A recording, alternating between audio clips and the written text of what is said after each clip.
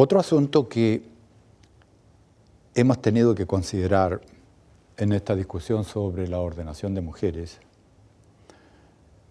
se encuentra en la primera epístola del apóstol San Pablo a su discípulo Timoteo. Esta carta, junto con la segunda, son cartas de orientación pastoral, instrucciones que Pablo dirige a Timoteo para que aplique en su trabajo pastoral. Pedro estaba en la cárcel, padeciendo los rigores de una prisión en el Imperio Romano. El Imperio Romano era un imperio muy autoritario, muy despótico, muy intransigente. No permitía las diferencias religiosas, aunque aceptaba todas las religiones del mundo, como detrás del Imperio Romano había otra fuerza mayor que no estaba a favor del cristianismo y que dentro del cuadro del gran conflicto entre Cristo y Satanás estaba luchando directamente contra Cristo y contra todo lo que representara a Cristo aquí en el planeta Tierra, y esto ha sido siempre así. Por lo tanto, esta fuerza superior detrás del Imperio Romano imponía una agresividad primero contra los judíos y después contra el cristianismo mucho más insistente. Persecuciones, abusos, prisiones de líderes, intentos de destrucción de los que llevaban adelante la predicación del Evangelio. Pero ya había iglesias establecidas. Pablo estaba al final de su vida y había iglesias que él había establecido en todo el Imperio Romano. Entre esas estaba la iglesia de Éfeso, donde Timoteo era pastor. Entonces le escribió una carta enseñándole el oficio pastoral. En realidad se lo había enseñado a través de todos los años de práctica que habían convivido. Pero ustedes saben, los maestros siempre quieren dejar un legado a sus estudiantes y la mejor forma es instrucciones. Además, recordemos un detalle que no es detalle. Estaba en acción la inspiración del Espíritu Santo. Dios estaba utilizando la circunstancia que había entre Pablo y Timoteo para instruir a Timoteo y a todos los pastores de las iglesias, de la época y después, incluyendo la nuestra. Y en ese aspecto, y con eso en mente, Pablo escribió la carta que consideramos, en donde sí hay dos elementos que han sido utilizados, que han sido parte de la argumentación dentro de la discusión sobre la ordenación de mujeres. En ambos casos,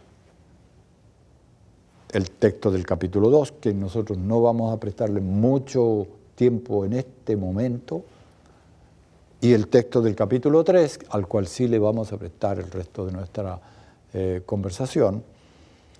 En ambos casos, digo, hay unos que lo interpretan de un modo y otros que interpretan de otro modo. Nosotros aquí, en esta conversación, adoptamos el criterio de la Iglesia Adventista del Séptimo Día en la interpretación del texto bíblico. Y el texto bíblico se interpreta comparando un texto con otro, toda la Escritura, y la Escritura es la que nos define los contenidos.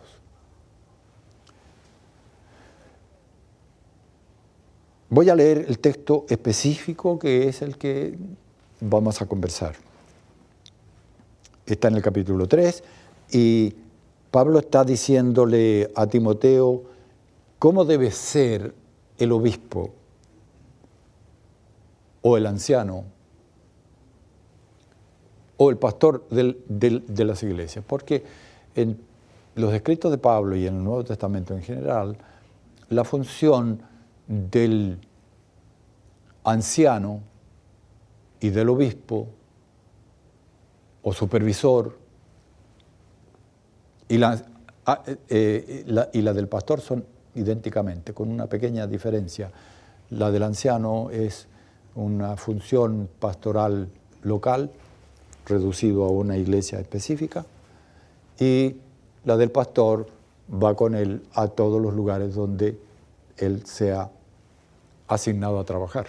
En los tiempos de Pablo y ahora es la misma cosa. Timoteo estaba en ese momento en la iglesia de Éfeso, pero podría haber estado, y sin duda ya había estado en otros lugares. Pablo lo había enviado a otros lugares. Entonces ahora todo lo que ocurre es que le da la instrucción en el final de la vida del apóstol. Y aquí en la instrucción acerca del obispo, le dice estas palabras iniciando la conversación sobre el particular. Palabra fiel, lo cual significa esto que te voy a decir, vale. No vayas a pensar que es una cuestión así de conversación amigable. Esto es serio. Esto es importantísimo. Palabra fiel. Si alguno anhela obispado, buena obra desea. Pero es necesario que el obispo sea irreprensible, marido de una sola mujer, sobrio, prudente, decoroso, no hospedador, apto para enseñar, no dado al vino, no pendenciero, no codicioso de ganancias deshonestas, sino amable, apacible, no avaro, que gobierne bien su casa, que tenga a sus hijos en sujeción con toda honestidad. Pues el que no sabe gobernar su propia casa, ¿cómo cuidará de la iglesia de Dios?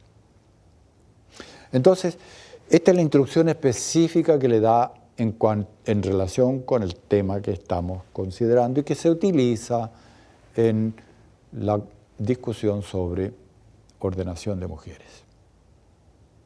Tradicionalmente, este texto ha sido utilizado por los que no favorecen la ordenación de mujeres para decir que si el anciano, obispo o pastor debe ser marido, no puede ser esposa.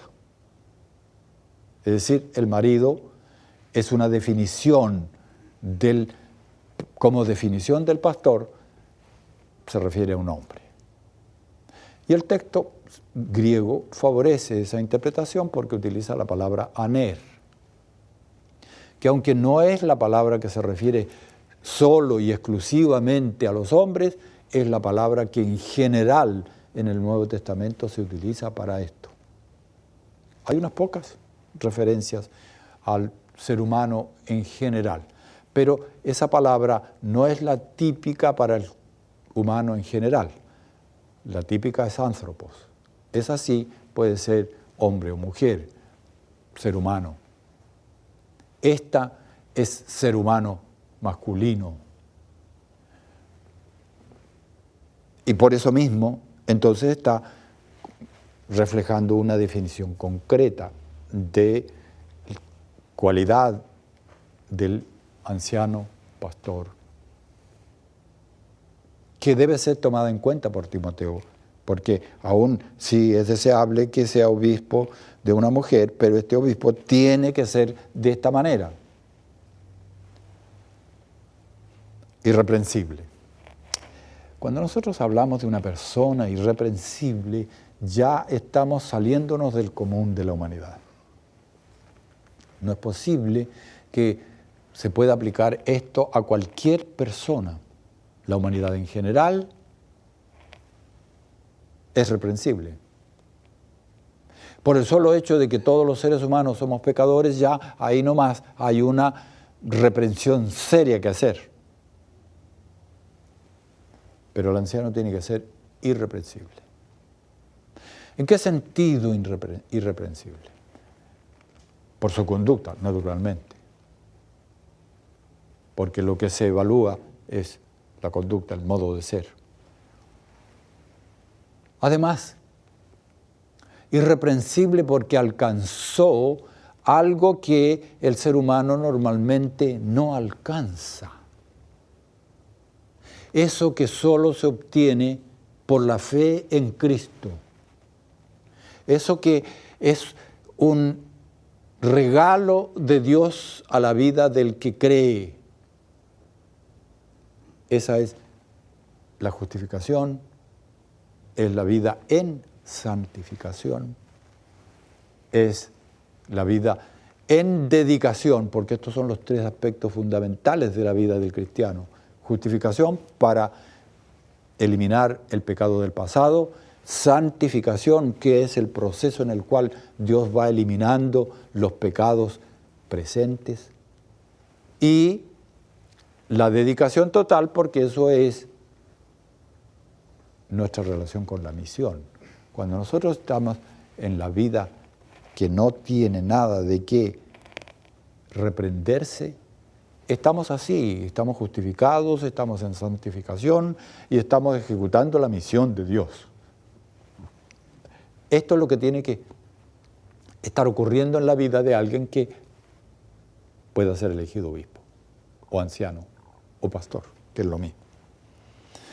Ahora bien, a este hombre le dice que sea marido de una sola mujer. Y digo a este hombre porque aquí el contexto de todo el texto es hombre. No es una mezcla de hombre y de mujer. Es decir, puede ser anciana, o puede ser pastora, o puede ser marido de una mujer, o esposa de un solo marido. Claro, los que están a favor de la ordenación prefieren entender esta frase como inclusiva, es decir, Aner no es un hombre, sino que puede ser un hombre o una mujer. Aunque el texto es, a ojos vistas, un hombre. Y por análisis de ese hombre le agrega el hecho de que sea monógamo, una cualidad de este hombre. Ahora, algunos dicen, bueno, si ustedes quieren eso, entonces ustedes se tornaron literalistas, lo cual significa que un viudo no puede ser, que un soltero no puede ser anciano y que solamente tiene que ser un hombre casado con una sola mujer. Y ustedes tienen ancianos que no son casados, y tienen ancianos que son viudos, y tienen ancianos que son jóvenes, entonces ustedes no pueden hacer eso. Es decir, no pueden aplicar el texto como está escrito, sino que hay que encontrarle una forma de explicación. Escúcheme, supongamos que nosotros estuviéramos haciendo mal en nombrar un anciano que no sea casado, soltero o viudo. Supongamos. El hecho de que yo esté cometiendo un error me autoriza a cometer otro que está taxativamente dicho por Dios. Si yo cometo un pecado cualquiera, ¿el hecho de cometerlo me da libertad para cometer todos los demás pecados? Es una argumentación muy extraña al texto bíblico. Y más extraña porque no concuerda con la realidad de lo que Pablo está conversando. Entonces, todo lo que se hace es crear una dificultad, y si tú no cumples con esa dificultad que yo te creo, quiere decir que puedes aceptar lo que yo te estoy queriendo decir, de que aquí hay hombre y mujer en este contenido. Ahora, yo les pregunto, a quien quiera que interprete de ese modo, y con todo respeto, si va a ser una mujer, tiene que ser casada entonces, ¿no es cierto? Porque tú me estás diciendo que porque tenemos ancianos que no son casados, tenemos que aceptar lo otro. Tú estás confirmando de que tiene que ser casado. Cuando elijas a una mujer, tiene que ser casada, no puede ser soltera, no puede ser viuda. Te estás atando a ti mismo, ¿por qué? Porque en realidad no estás queriendo crear esa dificultad, sino que estás creando una situación ficticia al texto para que yo tenga problemas, pero no para que tú lo tengas. Y en ese aspecto, nada que ver. El texto dice claramente lo que dice. Ahora, también dicen, el obispo no es un gobernante, no tiene que gobernar nada, porque en la iglesia no hay nada que gobernar. En la iglesia todos somos iguales. Claro que somos todos iguales con respecto a la salvación y la vida eterna, todos somos iguales, pero hay un orden en la iglesia. Y aquí el apóstol dice con toda claridad en el versículo 5, pues el que no sabe gobernar su propia casa, ¿cómo cuidará la iglesia de Dios? Está hablando de gobierno de la casa y el gobierno de la iglesia. Y también cuando dicen que solamente el marido puede ser cabeza de la familia sola, aquí está diciendo que hablando de la iglesia y de la familia, su casa y la iglesia. Entonces, reconstruir el texto en todos sus aspectos no es posible, en algún punto tienes que parar. Y para eso, para en el comienzo. No trates de hacer decir al apóstol lo que realmente él no está diciendo. Lo que tenemos delante de nosotros no es una situación particular de la iglesia de Éfeso, y lo vamos a ver cuando consideremos la situación de este mismo texto a Tito, porque no está dirigido al pastor de Éfeso solo. Cuando le escribe a Tito, Tito no es el pastor de Éfeso, es pastor de Creta. Entonces no está reducido esto al ambiente de lo que ocurría en Éfeso, está referido a lo que ocurre en la iglesia cristiana con los pastores y la ordenación de pastores en todas partes. No es complicado esto.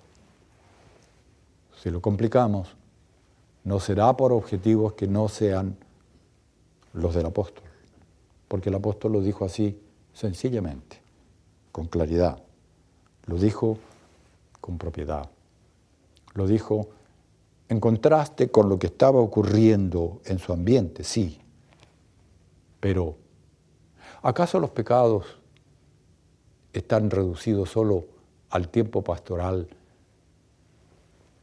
de Timoteo en Éfeso? ¿O están presentes en los tiempos pastorales de todos los pastores de todos los tiempos? Pecados de una naturaleza una vez, pecados de otra vez, pero todos son pecados de rebelión contra Dios. Y en la rebelión contra Dios, el pastor tiene que tener estas cualidades que les dan el sustento moral para poder trabajar con los miembros para conducirlos al Señor. Esto es lo que nosotros tenemos que leer cuando leemos la Escritura. Lo que está dicho, no lo que nosotros pretendemos que diga, ni lo que queremos nosotros agregarle.